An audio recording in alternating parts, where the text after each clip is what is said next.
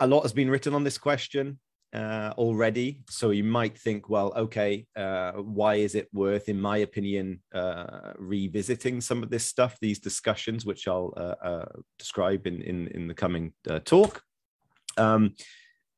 Partly in response to what Kevin said, this is a mini project I'm working on at the moment as part of my translation work, and as such, it's new. I'm very much just scratching the surface of it. It's a huge and ever-expanding debate, as we'll see. Sometimes it's difficult to pin down exactly the timing of all the interventions, the accusations, the counter-accusations, particularly when it comes to accusations of censorship or cutting passages from articles, etc., etc. So there's a reconstruction element of it, which is tricky and involves a lot of work.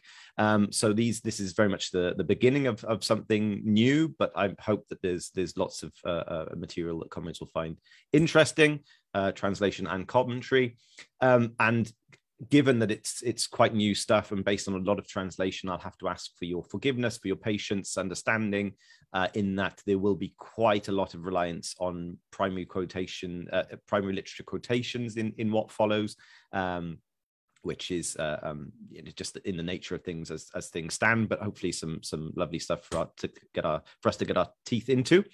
Why revisit this question today? Well, I think that even though a lot has been, much ink has been spilled over this question, we just from a cursory look of the material and going over the primary sources again, it's quite clear that there are a number of old, well-established brackets Cold War narratives that I think obscure the real issues in 1910 and obscure the nature of that debate. And it's almost as if the further we get away from it in history, the more obscured that becomes. And that is indeed one of the benefits of going back to the original text. Kevin mentioned Second International Marxism, so-called, a term I'm not particularly fond of for obvious reasons. But yes, it also allows us to have a look and a new kind of approach into understanding the history of the Second International, its ideas, its organizations, and its legacy.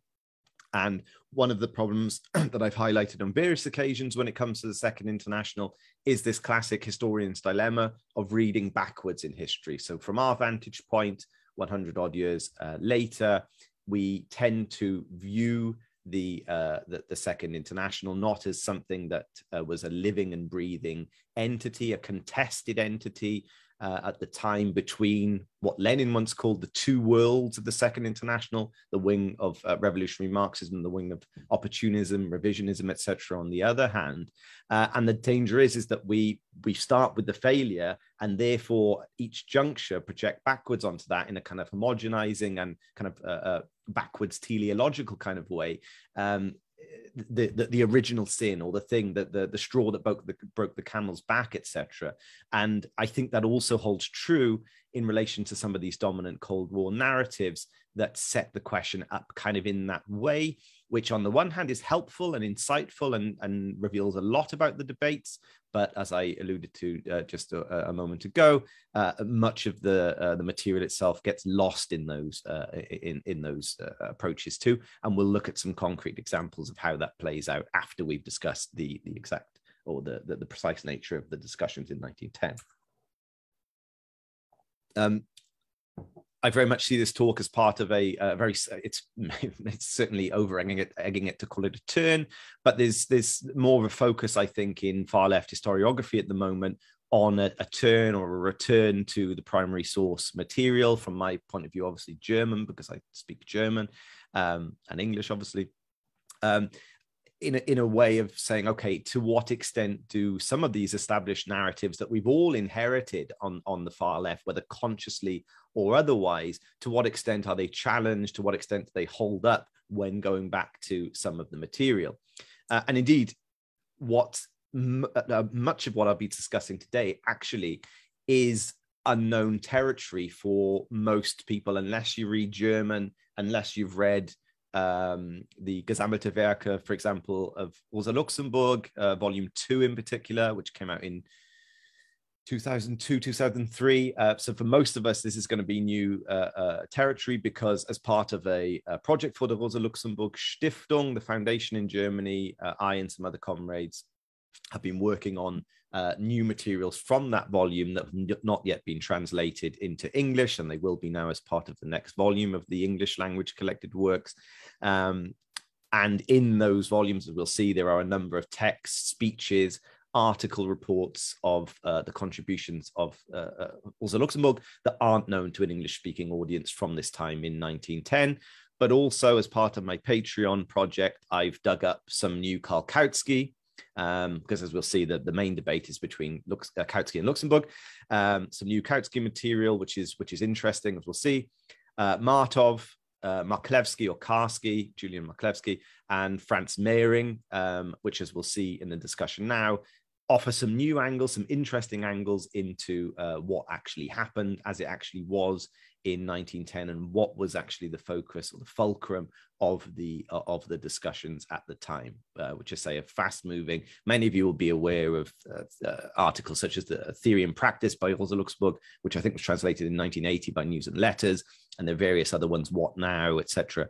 But like I say, that's actually, in terms of the whole spectrum of the debate, those articles do not amount to the entirety of it. So this is where I hope some of this work can come in, and a lot of you will be hearing this and thinking about this for the first time, which I hope will be of interest. And yes, so the three interests the three issues I will focus on today, overlapping issues: the question of the mass strike, the related fallout between Kowski and Rosa Luxemburg over republicanism, second issue, and the victory of reformism in Baden in the southwest of Germany, and the support for it for such reformist endeavors in much of the party, the SPD, in the south. So that's some preliminary remarks.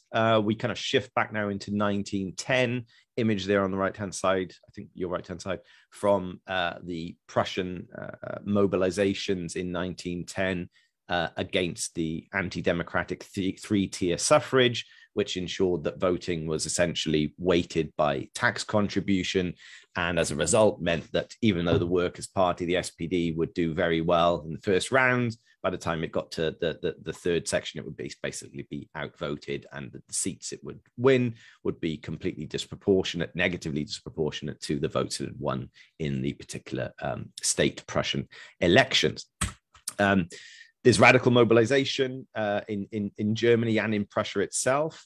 Luxembourg, I think correctly, in 1910, this is spring 1910, refers to this question as the focus of Germany's political life in two senses. Prussia is obviously the most powerful, most reactionary, and indeed most significant state in Germany at the time. And obviously, when you see developments of that level, it has immediate repercussions for the rest of Germany. Whether Luxembourg overestimated those repercussions is something we'll discuss soon. But there are mass mobilizations. There are some bloody clashes with the police at times. And what is interesting is that through the very sheer force of numbers that are involved, the very strict and repressive Prussian anti-demonstration, anti-freedom of assembly laws are kind of undermined in the course of some of these struggles. So the police recognize at some point that this can no longer be held back. They can't ban these demonstrations anymore. And in that sense, as Luxembourg puts it, the masses win the right to the streets to open mass demonstrations in Prussia for the first time since 1848, essentially, 1848, 1849.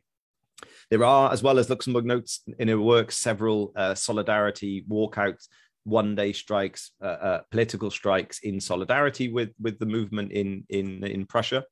And one of the things that, when discussing this, one of the pieces I've translated is from a speaking tour, as we'll soon see, where Luxembourg goes around Germany and talks about the question of the Republic and the question of the three-tier suffrage system.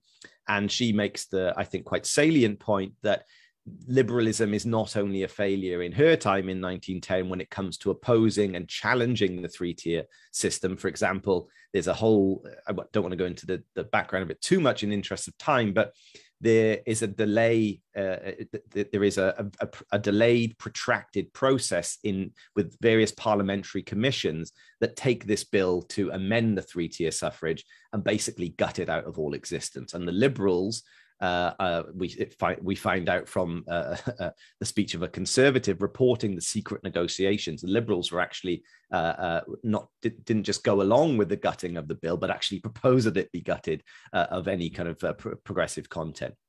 And Luxembourg says something like only these things can happen in Prussia, right? So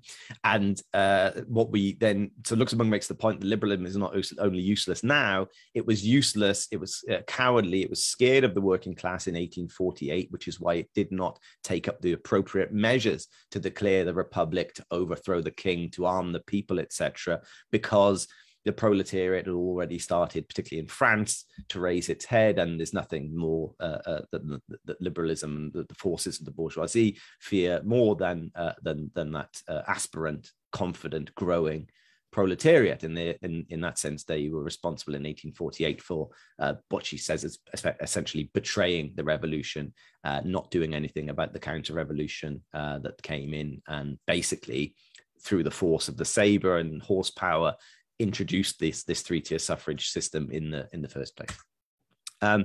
So that's the background for that. And as a result of this, again, correctly, in my opinion, she says that it is the working class, it is the SPD, it is the trade unions that must now spearhead the battle for genuine suffrage, universal, equal, secret suffrage for both sexes in 1910. Most of you will know, I've already alluded to it in the last slide anyway, this series of events leads to a fallout, to an estrangement between Kowski and Rosa Luxemburg, who were previously kind of comrades in arms in the struggle for revolutionary social democracy. They had differences, but they were largely of a minor nature, and they were kind of leading the charge in many ways against the opportunists. But this is these mass mobilizations, this historical background provides, or part of, we'll look at Baden as well, provides part of the fallout between them. And essentially, I think, without simplifying too much, the discussion revolves around the question of what next. And indeed, that's the title of one of the articles. Can the movement now be accelerated to find new, higher forms of struggle related to mass strikes? Can they be generalized? Can they be spread, etc.? Not just within Prussia, but beyond the borders of Prussia. Or, and this is more Kowski's view, again, simplifying at this moment, at this juncture in the presentation, should this mobilization be seen as part of the existing strategy of the SPD, of building up patiently the forces of opposition, focusing on the coming Reichstag elections in 1912, for example, and going from there. Very simplified at this stage, but we'll return to the concrete questions in a second. And this, to the extent that this is remembered or discussed today, it's kind of gone down in history as the strategy of attrition, Ermattung, literally the tiring out, right? On the one hand, versus overthrow, Niederwerfung, with both a kind of overthrow is a strange concept. And I think that these two terms are not entirely helpful because, as we'll see, both thinkers at various junctures, depending on the concrete situation they're discussing, use the terms and say they accept the terms, but have certain caveats, etc. So it's a little bit misleading. There's a lot more to it than just this Ermattung versus Niederwerfung, attrition versus overthrow. Again, summarizing slightly, but for Kowski, broadly speaking, the strategy of overthrow, moving on to higher forms of struggle, potentially pushing for the question of where state power becomes on the agenda is not there, and a mass strike in that sense, which becomes more generalized and a throwdown to the existing forces of the state regime, is not on the cards at the moment, but could be in the future.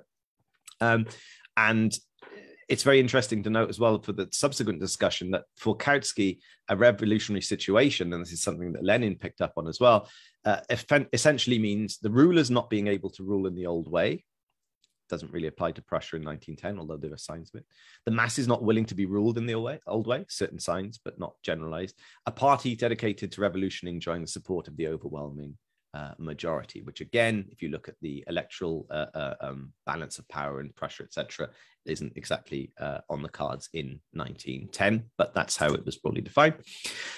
Luxembourg also emphasizes, though, that a party situation doesn't just drop from the sky. In that sense, it must also be prepared by the party. So it's not that it would be unfair to say Luxembourg thinks this is the time to challenge for power, and therefore we have to put all of our forces into that. She's saying that it's incumbent on the party also to develop, to try and expand these forms, to try and expand the consciousness as much as possible. Now, that may all seem slightly abstract, and in a sense it is. It's one of the frustrating things about this debate when you go back and look, once you move past the accusations and counter accusations, trying to pin down where the differences lie. But we'll do so in the course of this.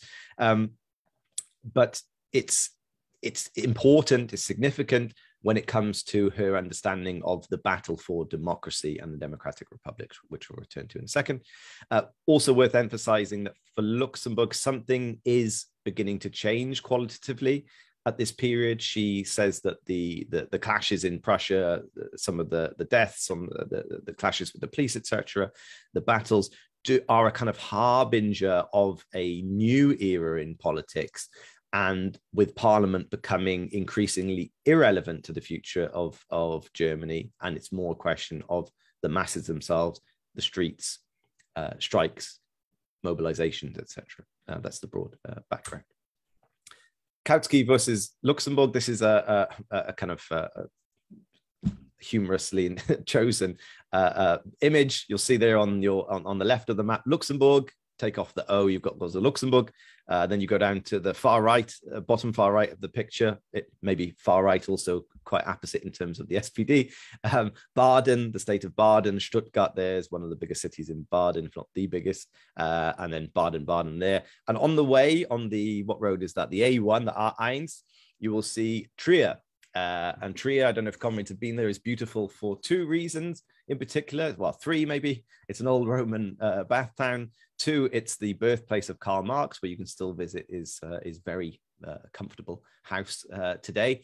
And it's also the place where, nearby on the Rhine, where Heinrich Heine, the German poet, famously sat down and was inspired on the Rhine to write his famous Lorelei. What's interesting about Heine is that it's clear from my translating of Luxembourg at this time that she's reading a hell of a lot of Heinrich Heine. So just that by the by.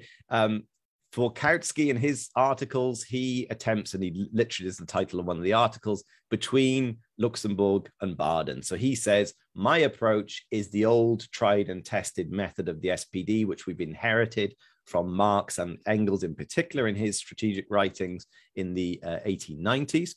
Luxembourg, to the left, is basically is developing a new strategy, which is more about offensive measures, which is a break in a sense with the old strategy, and is dangerous at this moment in time, and is not desirable for the party. It will lead the party astray.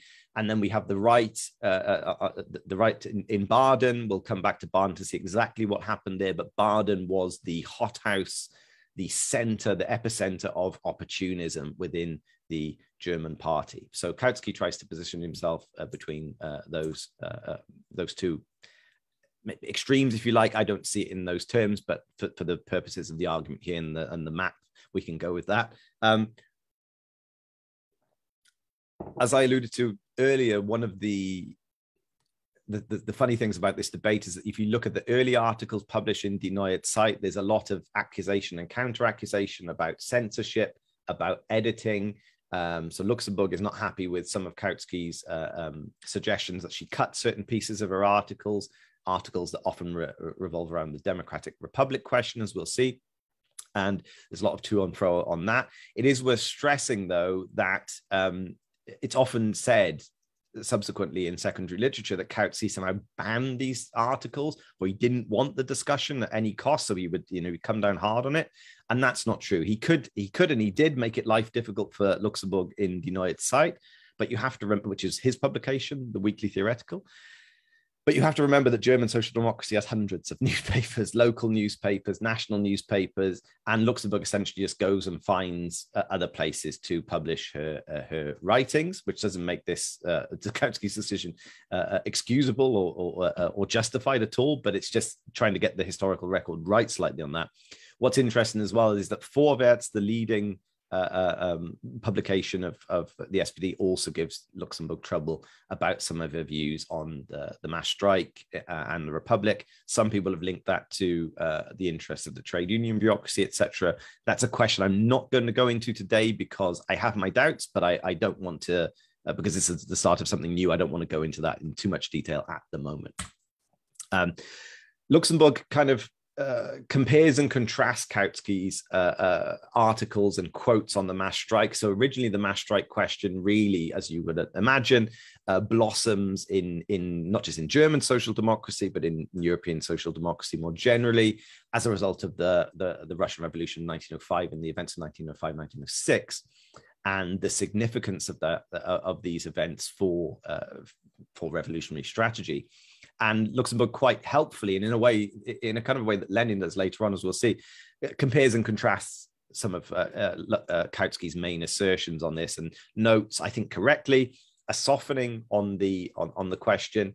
Whereas for Kowski in 1905, 1906, he was very much saw the mass strike as another weapon in the arsenal. That's still true in 1910, but he's a lot more guarded about its potential efficacy in Germany, the potential impact it can have, and in a way falls back into the objections of some of the people in 1905 at the time, saying, well, that's Russia, and it's kind of well and good there, but this is Germany, and it's not quite the same. The conditions are different, so maybe it's not quite as effective. But so Luxembourg notes that, and I think it's in part that is true. And although they fundamentally agree on the Baden controversy, which we'll discuss in the next slide or two, Luxembourg, again, and I've pointed out to this in terms of the censorship question, notes that Kowski is certainly softening his stance on the question of the Republic and its strategic significance for the SPD. I've put in brackets as the form of dictatorship of the proletariat, because that's an important caveat for Luxembourg herself later, as we'll see. This is not a presentation about, oh, Luxembourg, the flawless, impeccable writer on the Republic, and Kowski, the man who sold that out. It's a bit more complicated than that, and there are times when Luxembourg herself takes, I would say, not entirely contradictory stances on the question of the Republic, but often not entirely consistent. But that's a minor point, just to note here. For Luxembourg, this is where I'm not entirely sure that she's right. Both the Badenites in the southwest and the Kowskiites, or Kowski and his supporters, are developing politics primarily on the basis of electoral considerations. So in Baden, clearly, as we'll see, it's about their parliamentary faction, about their positive work, as we always hear, the revisionist refrain, getting something done, which means you have to work with the liberals. And in Kowski, it's not as crass, she argues, but it's still fundamentally motivated by what happens in 1912 in the Reichstag elections. I think there's some of the Kowski translation material I've been working on does challenge that assertion, actually.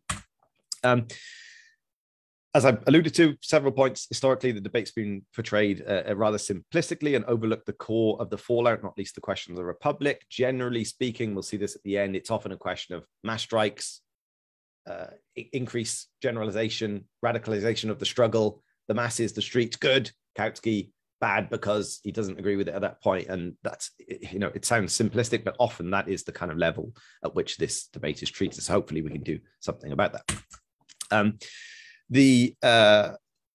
Kowski positions himself between Luxembourg and Baden, but there are signs, some forebodings, foreshadowings, potentially that he himself is taking that 4-hour, 10-minute drive, according to Google Maps, down towards Baden, as we'll see. And we do have to remember that there is, I don't want to undermine Luxembourg in one go here and say that what she was saying was wrong, because I don't think that would be fair. But there is a strategic issue that comes back to haunt the German left, not just on this occasion, but subsequently as well. So, you may remember I spoke on the March action of 1921, last March, and in January 1919, of this idea that, things are moving forward quite quickly. So it's incumbent to keep them moving forward and keep pushing, keep driving, and keep bringing these things to the logical consequence. And there is a famous letter from Luxembourg to Henrietta Roland Holz, who wrote a very famous book on the mass strike. And she says, if you're standing still, then you're going backwards. And I don't mean to take one quote from one letter to, as I say, to dismiss Luxembourg on this question, but there is a tendency that has haunted the German left on many occasions, and that is that keep pushing forwards, otherwise you're going backwards, and we'll look at that concretely in a second. Luxembourg travels to Baden, not politically, I have to say, but she goes to Baden on a speaking tour. Very interesting speaking tour, number of newspaper reports of the speeches that she gives at various places, various locations. I'm just going to look at the time, a little bit pushed, but I'll do my best. Meanwhile, in the south in Baden, there's a furore around the Baden parliamentary faction and the Baden right wing coming for a long time. But basically what they end up doing is they end up voting for a budget, which was basically one of the fundamental cardinal sins imaginable in social democracy. Pretty much every Congress and international Congress of the SPD and the Second International had resolutions saying, we do not join bourgeois governments, we do not approve bourgeois budgets, whether be they of a local or a national nature. And the Badenites have been pushing for a while in that direction. They kind of invoke special relations or circumstances in Baden, and I don't want to play devil's advocate too much here, but it should be said that Baden is quite a different place, or certainly was quite a different place from Prussia back in 1910. But that is kind of used and exploited as a kind of fig leaf, as a pretext for the Badenite deputies going to the right. These lads here, I think on the right of your screen, in the center there is an important person here in this drama, Wilhelm Kolb, who wrote a book which I'm hoping to translate as well to get their side of things on this question. It's a pamphlet, really small pamphlet on the activity of the Baden faction, a parliamentary faction. But they end up voting for a budget that would have passed anyway. So that's worth keeping in mind, right? It's not just that they, maybe you could say, okay, well, I mean, I'm not excusing this, and no social democrat at the time of the revolutionary wing of social democracy would have said this, but, you could say, okay, they need to get a relatively progressive, let's say, budget through against the fierce opposition of the conservatives. So they tip the balance with their vote. Again, I'm not recommending that. It's a flawed argument. But that's not even what they're dealing with. It's actually the budget would have passed anyway. They're just there to show their approval for it and the way things are going. What is worse, if it does get worse, is that a lot of these parliamentary deputies and their families then attend courtly ceremonies held by the Duke and Duchess of Baden, the silver wedding anniversary being one of the more noteworthy occasions when they go there.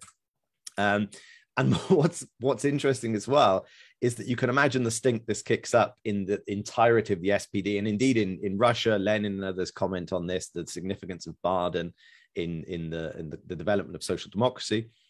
And the classic one of the, it's almost like in the DNA of opportunism, it likes a kind of dark, murky corner in which to do its business, as it were.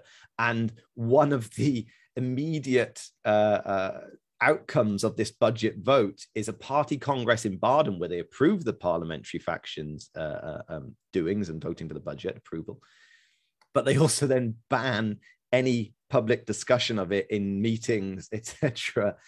In Baden. They can't do it obviously for Bavaria or Prussia or the Rhineland, whatever, but they do it in the local Baden SPD.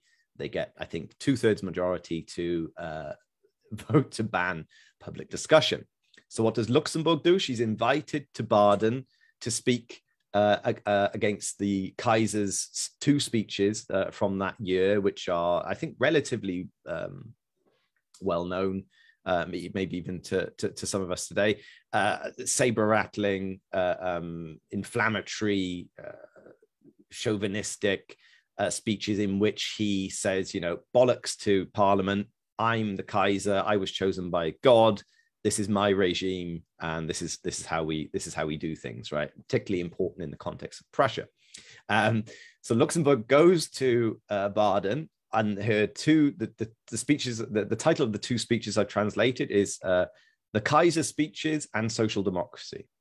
But as the writers in the paper writing the reports soon make clear, she ain't talking about the Kaiser. She does a little bit at the end, but she says, basically, I've come here today to talk about the Kaiser, but there's a far more significant issue that we really have to address, despite the ban that's been passed, and that is the issue of Baden and the deputies. And that's kind of how she gets her point across, how she organizes to try and win the hearts and minds of the party mass, if you like, the party members in Baden itself. It becomes clear from the article I've recently translated, or recently translating, by Kowski, that in many ways, despite their fallout over the mass strike question, when it comes to Baden, they make pretty much the same points. They say it's absolutely no accident that that we have these people voting for a budget, but also genuflecting before the monarchy. It's all about their political bloc, so-called the Großblock, or the political bloc policies with the liberals against the center Catholic party that enjoys, because of the particular dynamics of Southwest Germany, enjoys the support of quite a lot of workers. So there's a kind of block and arrangement with the liberals, and Kolb, who I mentioned before, is kind of pivotal to that, later described by Lenin in 1916, I think, as an exceedingly consistent, honest, and avowed enemy of the revolution. That is to say, he's quite open with what he wants to achieve in Baden, and seeks to generalize the example and the experience of Baden to the party as a whole, all in the name, of course, of positive work, as I mentioned, influence, and a party capable of governing, right? And that's how they see themselves. And in order to do that, as we've seen time and time again in the history of the workers' movement, being capable of governing not only means watering down one's own politics, but it means playing the game, bowing, being part of the whole system. And that's why for Kowski and Luxembourg, these are the considerations that drive that, the political bloc with the center. Again, apologies for the slightly long quote, and I am running slightly short on time, so I will speed up. Kowski, our party feels so strongly about this. This is the question of approving bourgeois budgets, that in its resolution at the Dresden Congress 1903, it barred its MPs from taking up posts in the Reichstag Presidium if they are linked to courtly obligations. Although it did note that the obligations bound up with being vice president of the Reichstag, as Scheidemann becomes in 1912, when the SPD wins the most votes in the elections, must not yet be regarded as a form of voluntary homage to the monarchy, but a mandatory aspect of the position. So you just have to go along with it to carry out the position. Kolb and Frank, Ludwig Frank, Wilhelm Kolb, the two leaders of revisionism in Baden, voted for this resolution, which still applies today. Today, they're in favor of social democratic deputies taking part without any kind of reason to do so in events which do not merely acknowledge the monarchy as an existing factor in political life, which forces people to do certain things if they're MPs, etc., but which revolve either around honest personal enthusiasm for the monarch or abject hypocrisy, events which a Democrat should have nothing to do with. So then the question comes, okay, what to do about the Badenites, to split or not to split? And that was the question that was going to be dealt with and is dealt with in the Magdeburg Congress, I think in August of 1910, so slightly later on, and in between this period, a couple of months in the late spring and early summer. Huge discussion, as I say, which we're only just scratching the surface of, in my opinion. And Luxembourg makes some very interesting points. It should be noted, and my comrade Rita Varquez pointed this out to me as well, is that Luxembourg generally, in terms of her politics, is quite reticent and guarded about splits. She's not very keen on them. Also, even sometimes with when it comes to the question of anarchism, she's more lenient and says, well, look, you need to get these comrades on board and they'll learn and blah, blah, blah. But she does, in 1910, make the case that the Baden deputies should be excluded. However, she raises the obvious question then, as does Kowski actually. So you throw these deputies out. What about the thousands, tens of thousands, if not more, of party members in the state of Baden who actually support the policies of these deputies. And in that sense, she argues that formal exclusions, organizational mechanisms are actually not enough. They do not go anywhere near to addressing the real underlying causes of this problem, which she links to the neglect of Republican politics and agitation, as we shall see, which Kowski does not, it should be said. I've just put that in. From Baden to Baumann, the question that repeatedly raises its head in the workers' movement and its deputies, the question of control. And there's a nice Luxembourg quote there. I'll upload these slides later for comrades to have a closer look at, given time. But basically, she argues that parliamentarians should be mere obedient implements, obedient tools of the workers' movement, and that they should not stand above the party. And once they are able to do this, and the Badenites are able to revolt in this manner, she argues that it has a corrupting effect, which shows that the party is in trouble, and for various reasons. So next slide. Again, I'm slightly conscious of time, but hopefully Stuttgart's not Baden. No, thank you, Marco. I thought it's Württemberg maybe. So yeah, thank you for that. There's a correction from Germany. I wanted to deal with the good Kowski, bad Kowski question. You'll see there's a lovely meme that I always pull out for these kind of presentations. Kowski in 1904, the Democratic Republic equals the Paris Commune. Hurrah! 1918, the Democratic Republic equals Weimar Germany. Boo! And this is a kind of joke approach to it, but unfortunately, this is how some people, as we will see, approach these questions, which is completely unhelpful. What does the estrangement between Kowski and Luxembourg tell us about him and his legacy in particular? I talked about Luxembourg holding up word for word what Kowski wrote in 1910 with what Kowski wrote in 1905 on the mass strike, similarly to what Lenin does with, say, 1914, 1916 and beyond, with some of the stuff from Kowski's Road to Power, and how well Kowski wrote when he was Marxist. Now he acts the toady, as Lenin puts it. That's how it's been translated. And we can do a similar thing here in relation to republicanism. As many of you know, I put together a book on Kowski's particular take of republicanism.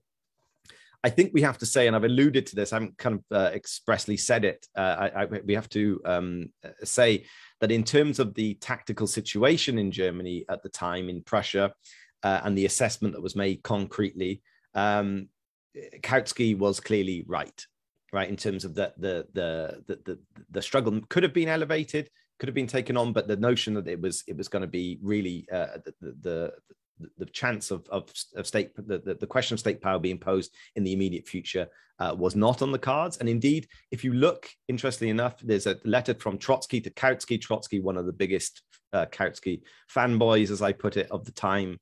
Read his fawning letters in German to Kowski. He said, nobody in their right mind, even the Bolsheviks, supports Luxembourg. Witnesses to revolution, Daniel Guido and Richard Day's introduction. So, in terms of their tactical assessment of the situation, they did not support Luxembourg. And for this reason, as we'll see, if we treat this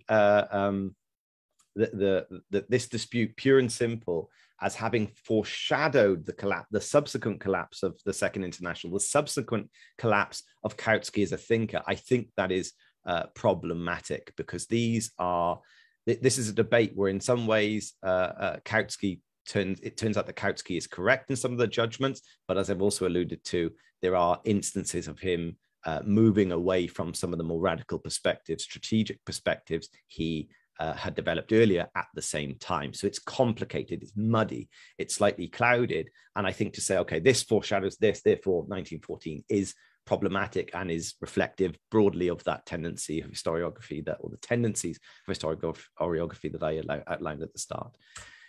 Original sin argumentation. And just to shed some light on some of the signs of this softening of Kowski, not just on the mass strike question, but on the underlying content of the Republic. 1905, famous text on the Republic and social democracy in France, which is more the Democratic Republic Paris Commune text. We are Republicans for the very reason that the Democratic Republic is the only political form which corresponds to socialism, the only political form. The monarchy can only exist on the basis of class differences and antagonisms. The abolition of classes also requires the abolition of the monarchy. But if we contrast that with the weasel words, as it were, of 1910, we see the basis of one of Luxembourg's most important, but often probably most overlooked objections to Kowski, which gets lost in the mass strike debate or mixed up in it and not extracted and discussed enough. We see Kowski's approach in 1910, which is this: it is true that our program does not explicitly mention the Republic, right? And you think back, if you have any questions, this I can answer them in terms of 1891, Engels' critique of the Erfurt program. Long story short, the demands are all there for the Democratic Republic, but the goal itself is not explicitly stated. That's a problem, says Engels, but we can maybe work around it. Should also be said, and this isn't a defense of Kowski or anyone, it should also be said, though, that even in 1910, this is often forgotten, even in 1910, not just in 1991, when there's the threat of a new socialist law and the banning of the SPD, even in 1910, there are SPD newspaper editors doing jail time for making jokes about the Prussian monarchy. Right. So that's worth considering as well here. So there's this whole thing about, is the Democratic Republic in our program? Is it not? Kowski says, well, it's not explicitly mentioned. But there's no doubt that we cannot be a good social democrat if we're not a good Republican. We can have different opinions, he says, about the most appropriate way to express our Republican point of view. And this is where Luxembourg is really hammering him. She's saying, look, it's precisely the fact that we have not, as a party, expressed our Republican point of view, and not just in light of Prussia and of Baden, but for 20 years, that we are encountering many of the obstacles that we come across. And then Kowski explains, well, yeah, and that's why Baden's wrong, because we don't want to awaken in the workers the idea that we're not against the monarchy. Which obviously, if you're a SPD deputy and you go to the Duke of Baden's court, then that's certainly awakening that impression. But yeah, that's worth holding on to. And I think Luxembourg is absolutely correct as well. I've written about this in an article that I can link to in the chat later, that if you go back to the textual basis of this, if you go back to Engels' critique, if you go back to the text from the 1890s, Kowski, at the very best, has a most flexible, peculiar interpretation of Engels' text on the critique of the Erfurt program, and also the new introduction to the Marxist class struggles in France. But that's a question we can maybe discuss again. Just coming back to this good Kowski, bad Kowski thing, as if like history and historical, Marxist historical inquiry was about, finding the goodies versus the baddies, and that, then we'd all be fine. This is Vladek Flakin, a comrade I respect a lot, very productive comrade, speaks German and English, and writes for Left Voice, some interesting articles, Trotskyist perspective. He says, some people attempt to divide between a good Kowski before 1910 and a bad Kowski after that. But as Lenin argued at length in State and Revolution, Kowski, even in his most revolutionary phase, so we're talking good Kowski 1904, medium Kowski 1910, whatever, showed a superstitious deference to the capitalist state. But this, as we know from some of the work that Lars Lee has done, and also the stuff that I've done in terms of the Paris Commune and Kowski, this is Lenin writing in 1917, and it's incorrect. It's an incorrect assumption. It's based on what Kowski didn't say rather than what he says. It's clear from various Kowski texts that he has many references to smashing the capitalist state, zerbrechen, breaking it down into little pieces, etc., etc. But the more fundamental point is that historical inquiry, why I am doing this, is to glean lessons from the best and the worst and the in-betweens of our movement, not to say, okay, let's go back to Kowski 1904 when he was good or whatever. It slightly misses the point. I might have to skip over the international dimension or just do it very quickly, but needless to say, and I said this before, there's a huge explosion of discussion also in the pages of Die Neue Zeit, which again shows how it's wrong to say that Kowski comes down hard on any discussion of the mass strike, as some people do. Die Neue Zeit was filled with contributions, and this one is between Julian Marklewski, who broadly speaks is Polish revolutionary but speaks in favor of the Bolsheviks in this discussion, and 1905, and Yuli Martov, known to most of you, I'm sure, speaking for Menshevism and its approach to 1905 in 1910, if that makes sense, in the pages of the United Site. I call it, I give it the snappy, sexy title of the Invocation of Authority debate, because it's interesting because for the reason that both of these speakers, Martov first, claims to say, well, look, what Kowski's saying about attrition and patient work and building up forces and not being impatient is exactly what we were doing, the Mensheviks in 1905, when we were opposing the slogans for posing the question of power, for the general strike being escalated, etc., etc. And look, hey, we didn't have the word for it, no, but Kowski is a Menshevik, is the implication. And Parvas actually working with Kowski at this time, again, it's in Guido and Day's book, they know how Parvas says, well, look, this 1910 thing between you and Luxembourg, it's a carbon copy of Menshevism, Bolshevism, 1905, 1906. I don't think that's true, but Martov certainly thought it was. Yeah, I've outlined his position in there while, and then he says, now, after this, the Bolsheviks have learnt their lesson, and they're doing the kind of patient German work, educating, agitating, organizing that we have always called for. Kowski comes back, I think a week later in Die Neue Zeit, and says, look, he defends the Bolsheviks, but also invokes Kowski here and says, Martov spoofs Kowski's thought by claiming that Kowski wants the strategy of attrition to be applied always and under all circumstances. That is pure and unadulterated opportunism. And when he refers to Kowski in this regard, it really leads to a dreadful misunderstanding. So international ramifications for this discussion. And we should note here, it's actually the Mensheviks who think that the attrition strategy is a timeless approach, independent of the concrete context. Kowski explains how in the charged atmosphere of 1905, 1906, there were times when you did have to advance, you push forward with the movement, but obviously in wake of its defeat, different approach is called for. Yeah, almost 50 minutes. Another 5 minutes. If that's okay, I should be able to get it in 5 minutes if the chair allows me. That's fine, Ben. Yeah. So we come back now, after looking at that international dimension quickly, we come back to the Republican question from a different approach. So we've looked at Kowski 1905, what he then writes in 1910. I've noticed a certain, or I haven't noticed it, Luxembourg is the first to point it out, a certain disjuncture on this question between the two dates. What is also of significance, Franz Mehring, who later becomes a leader of the Spartakusbund, brave leader in the German Revolution, close ally of Rosa Luxemburg, in the same issue of Die Neue Zeit, in which Kowski writes on Baden, so in response to Luxemburg's first 3 sections of Theory and Practice, I think is in Die Neue Zeit, Mehring writes an article, a not very good article in my view, but an article that's not very good in a telling and indeed informative fashion. He writes an article called The Struggle Against the Monarchy, late July 1910. And in it, he comes to express what I call a kind of self-evident or Platonic or kind of anti-monarch republicanism, right? A kind of common sense republicanism. Republicanism means being against a monarch and being for a republican form of government, whatever that means. And Mehring, what's interesting, so he's obviously been commissioned by Kowski to write this response to Luxembourg, and he comes from a slightly different trajectory than Kowski. Is obviously known as well as a close ally of Luxembourg, and he produces what on the surface of things appears to be a kind of leftist sounding argument, but actually has, in the context of 1910 and the discussions over Prussia and democracy, quite rightist implications or conclusions. For him, Luxembourg is kind of stuck in 1848, like a man called Karl Heinzen was, who Marx pilloried famously in his text. Sorry for this typo there, pilloried, moralizing criticism and critical morality.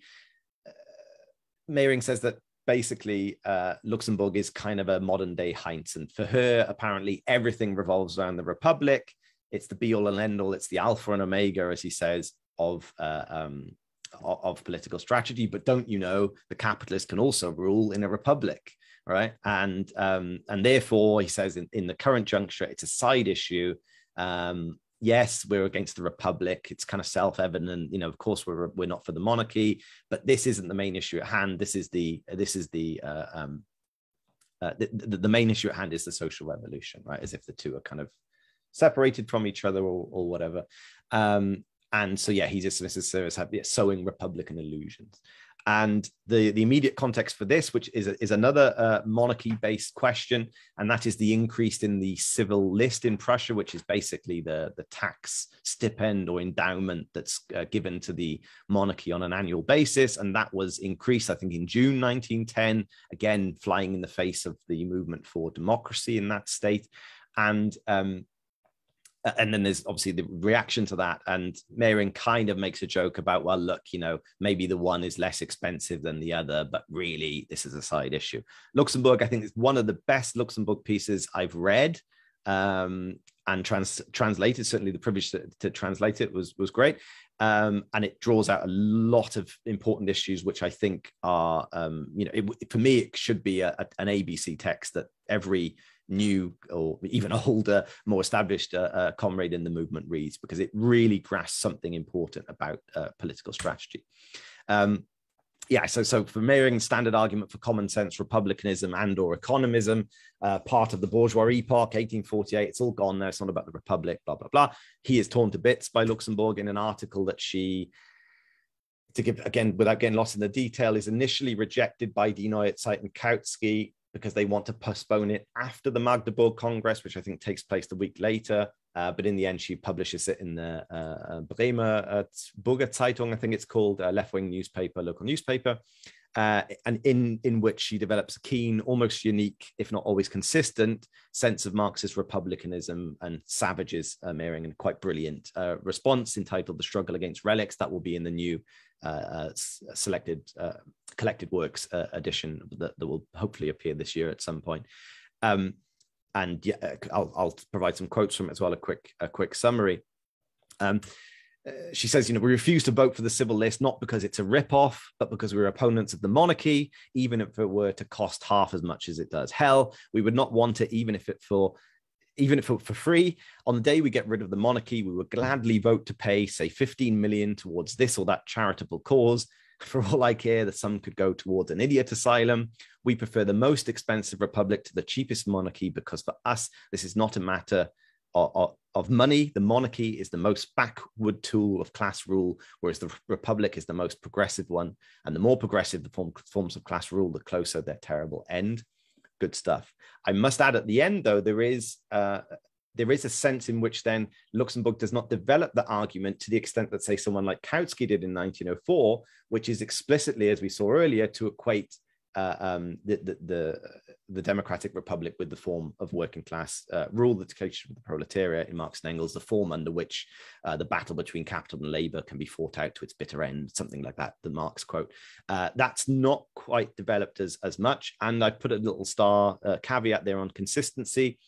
If you look at a text called What We Want, which is a commentary on the Workers' Party program in the Kingdom of Poland and Lithuania, for example, she actually falls into a kind of presidentialism. She says the Democratic Republic involves a president, and that's just a standardly elected guy every couple of years who gets paid for it. So it's not a completely consistent thing across her career. And I argue that in 1919, she goes somewhere else. It moves towards maximalism on this question. But that's just worth noting as a side note, and I'll develop that more in an article soon, hopefully. The decay of party life, I've touched on this a little bit already, but just how central for her the question of the rise of reformism in Baden is linked to the absence of Republican agitation in the party for a long time. The absence of the slogan of a republic, for example, raised either by Vorwärts or Die Neue Zeit after the raise in the Prussian civil list. And she says, we've done bugger all for the supposedly self-evident cause of republicanism. Everyone's a Republican, aren't they? Until it comes to our agitation, our approach. And she's highly critical of that, and I think correctly so. And what she also notes is that she says that the party leadership has always been on the defensive in the struggle against revisionism, right? Nota bene here, Luxembourg is often accused, even by me in the past, I think now incorrectly so, of not taking organizational questions, party organizational questions seriously and commenting on them and working on them. But here she makes clear that she likens the party leadership's role to that of a night watchman who only kind of toots his horn when there's chaos on the streets, basically.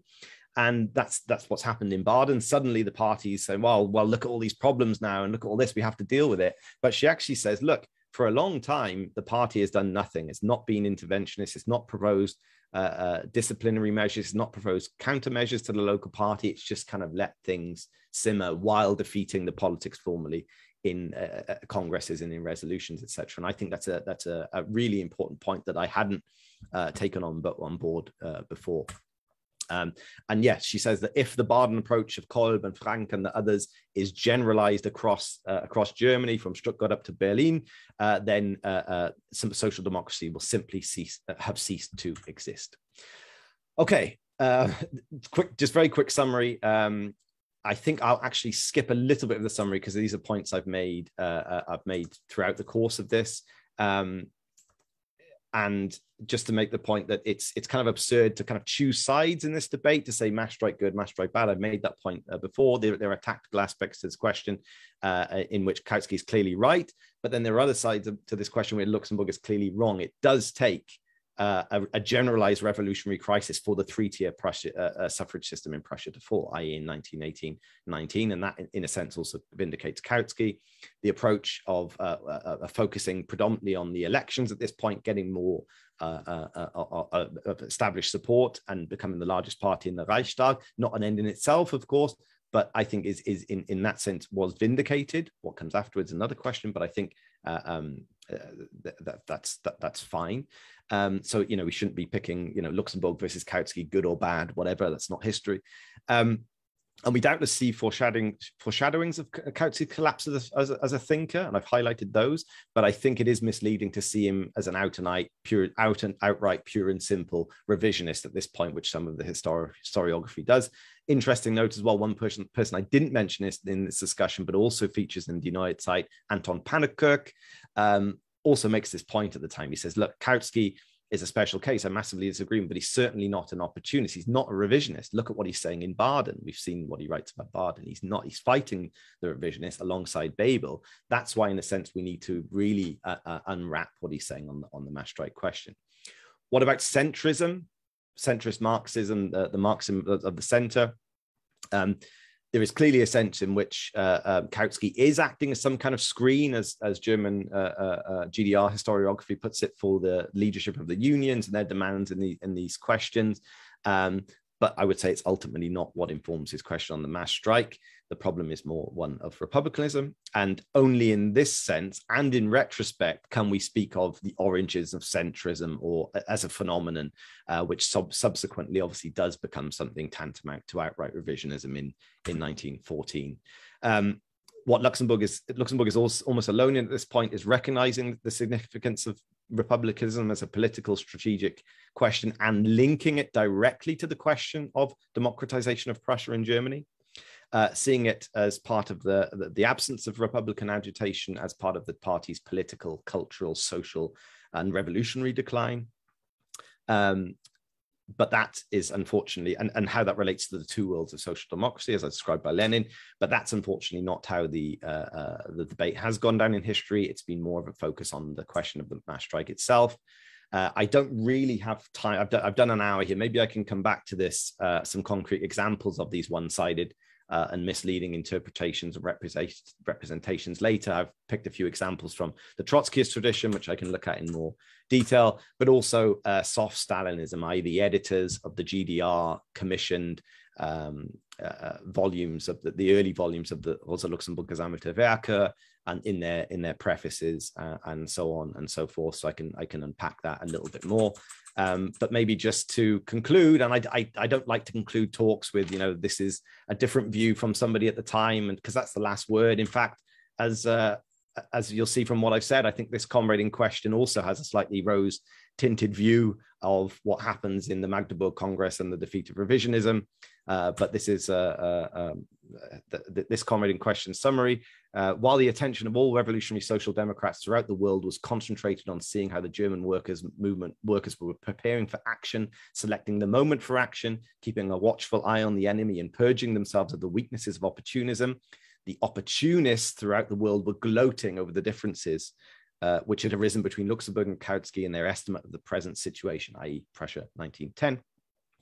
On the question of whether one of those turning points, like the 9th of January in the Russian Revolution, was due now or just around the corner, not just yet, this very minute or the next. The opportunists gloated. They did their utmost to make a burning issue of these differences, which were not of prime importance, in the columns of various things, Socialist Monthly, Golat Sozialdemokrata, Martinov, Shizin, I can't read those Russian words, and liquidationist papers and Die Neue Zeit, Martov, we mentioned Martov's role in Die Neue Zeit.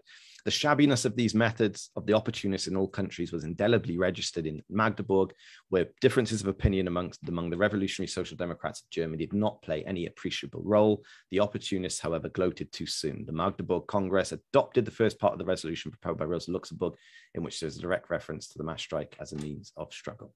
Apologies for rushing slightly at the end there. Maybe I say in the course of the discussion, I can explore the subsequent portrayals of this debate in a little bit more detail. And I thank comrades for their patience and the chair for his indulgence on this particular question. Thank you, comrades.